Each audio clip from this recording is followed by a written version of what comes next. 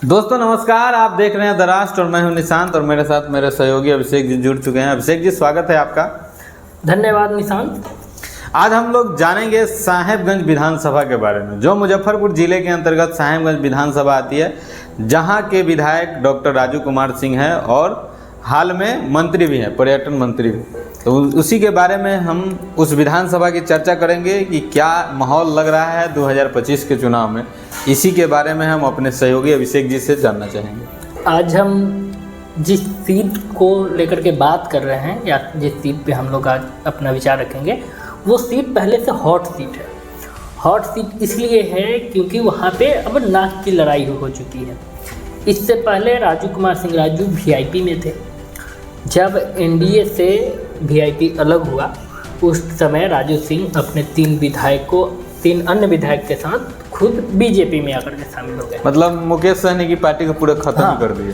तोड़ने का जो बात हुआ था वो राजू सिंह मुख्य भूमिका में थे वीआईपी पार्टी तोड़ने में। मुकेश सहनी की तरफ से आरोप भी लगाया गया था कि राजू सिंह के द्वारा हमारे सारे विधायकों को भ्रमित करके और बीजेपी में ज्वाइन करवा दिया गया।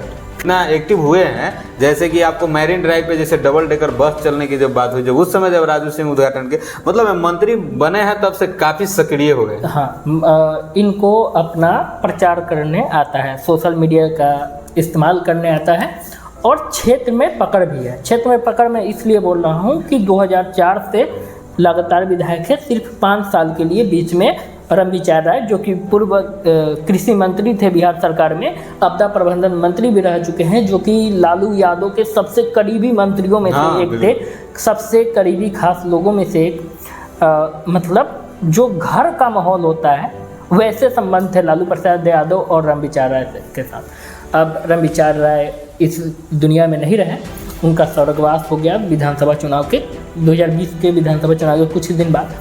लेकिन अब यहाँ पे एक अलग मामला आ रहा है कि राजू सिंह तो लगभग ये फिक्स है कि एनडीए की तरफ से राजू सिंह फिक्सिंग है, क्योंकि उनको जो पुरस्कार मिला है और तो मंत्री है।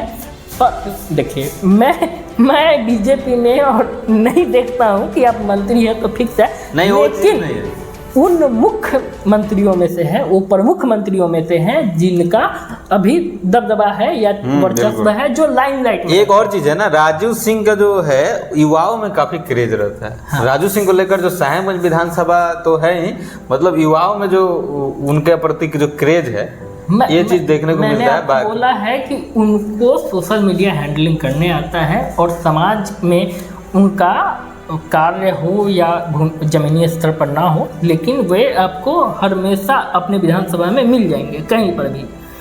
भले ही आप सड़क के लेकर के उन पर सवाल उठा सकते हैं, पुल को लेकर के सवाल उठा सकते हैं, बिजली पानी स्वास्थ्य को लेकर के आप सवाल उठा सकते हैं, लेकिन राजू सिंह से आपको मिलना है तो आप कभी भी मिल सकते हैं। चलिए, यह विधानसभा क्षेत्र में बिल्कुल आपके बात से सहमत है, लेकिन हम उन पुरानी बातों को खत्म करते हैं। अब नए हम जब 2025 के जब चुनाव आ रहा है उस पर हम लोग बात करते हैं।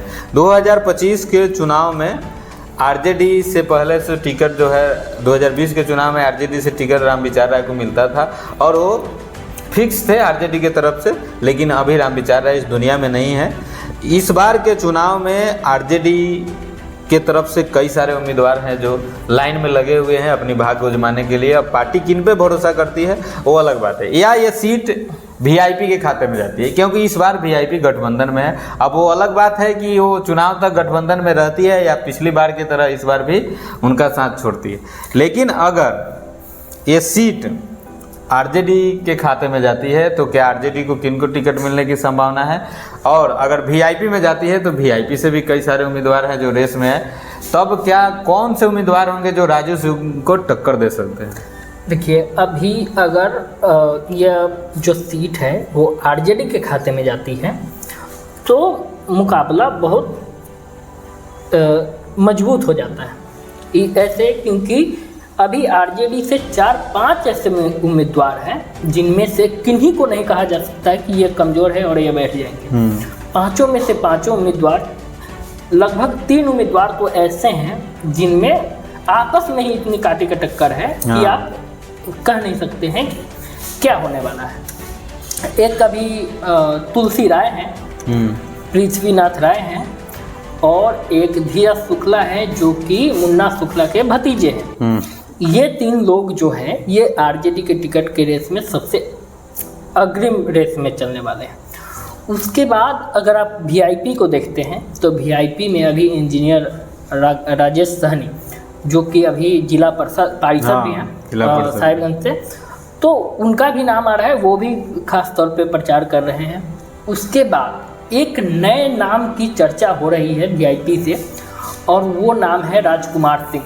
राजकुमार सिंह अभी 2 दिन पहले तक जेडीयू में थे और उनको लगा कि जेडीयू में उनकी बात नहीं बनने वाली, एनडीए में उनकी बात नहीं बनने वाली है, क्योंकि अभी एनडीए में राजू सिंह है, उनका पकड़ मजबूत है, तो उनके सामने कोई अभी आने वाला नहीं है या फिर बहुत जोर आजमाइश करनी पड़ती है उनकी जगह लेने के लिए।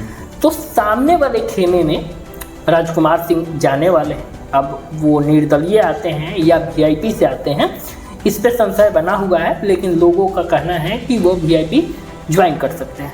कांग्रेस का कोई मजबूत चेहरा अभी तक साहेबगंज में नहीं है। साहेबगंज से एक और चेहरा आता है साहू भोपाल भारती का, जो वो अपना दावा पेश कर रहे हैं कि आरजेडी से उनको टिकट मिलेगा। लेकिन देखना मज़ेदार होगा कि इस बार, क्योंकि जैसे ही आप इंडिया गठबंधन की ओर देखते हैं तो आपको 5-6 उम्मीदवार दिखते हैं।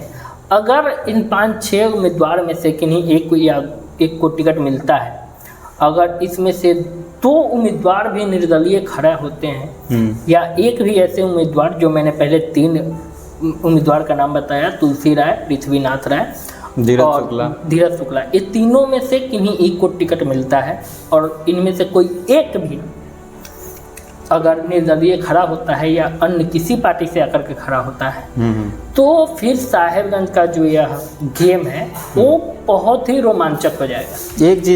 एक चीज़ और, असदुद्दीन ओवैसी की जो पार्टी है AIMIM और जो जन सुराज, क्या अगर ये दोनों पार्टियां जो है अपना अगर कैंडिडेट उतारती है तो क्या माहौल कुछ अलग होगा? जन स्वराज के ओर से 1-2 नाम आ रहे हैं, लेकिन वो नाम उतने मजबूत नहीं हैं कि आप कह सकते हैं कि 10-15 या 20% तक वोट पा लें। मतलब राजू सिंह को टक्कर दे या चाहे एनडीए गठबंधन या इंडिया गठबंधन को टक्कर देने के लिए अगर आप बात कर रहे हैं तो किन्हीं प्रत्याशी को कम से कम 10%, 15%, 20% तो चुनाव वोट आने चाहिए ना, जो वोट खराब, मतलब खेल अपना ना बनाए तो सामने वाला खराब तो कर सके। लेकिन ऐसा कोई मजबूत चेहरा अभी दिख नहीं रहा है। और एक बात आ रही है कि अगर आप AIMIM की बात करें तो AIMIM पिछली बार जो चुनाव लड़ी थी वहाँ पे 5 या 7 हज़ार के करीब में वोट मिले थे, लेकिन 5 या 7 हज़ार के वोट मिलने के पीछे वहाँ पे एक और प्लस पॉइंट था, जो उपेंद्र कुशवाहा की जो पार्टी थी वो उस समय AIMIM के गठबंधन में थे और उनका भी बहुत हद तक वोट परसेंट जो उनका उपेंद्र कुशवाहा के अपने वोट बैंक पे पकड़ है वो वोट बैंक में कन्वर्ट हुआ था। अगर हम 100% नहीं कहें तो 25% या 30% तक वो AIMIM के प्रत्याशी को वोट मिले थे। लेकिन अभी आप देख रहे हैं कि उपेंद्र कुशवाहा अभी एनडीए में है और एनडीए के तरफ से, बीजेपी के तरफ से उनके पे ऊपर उनको राज्यसभा में भी भेजा गया है। राज्यसभा में भेजा गया तो वो चुनाव लड़ेंगे। हाँ, पिछली बार लोक जनशक्ति पार्टी से भी प्रत्याशी उतरे हुए थे मैदान में, तो ये भी एक प्लस पॉइंट बीजेपी को आ जा रहा है, एनडीए को आ जा रहा है कि उनका भी वोट परसेंटेज बढ़ सकता है एनडीए के पक्ष में।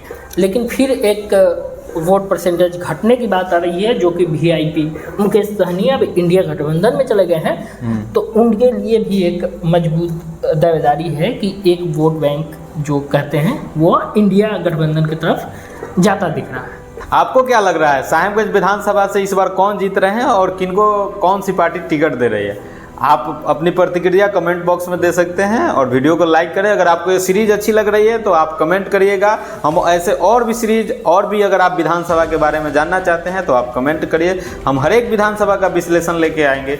अभी हम सबसे पहले बिहार के उन हॉट सीटों का विश्लेषण कर रहे हैं जो कि बिहार विधानसभा में चर्चित है। तो देखते रहिए राष्ट्र हमारा खास तो सत्ता का संग्राम। तो सत्ता के संग्राम में आज इतना ही। मिलते हैं अगले एपिसोड में एक नए हॉट सीट को लेकर के, एक नए विधानसभा क्षेत्र को लेकर के। जय हिंद।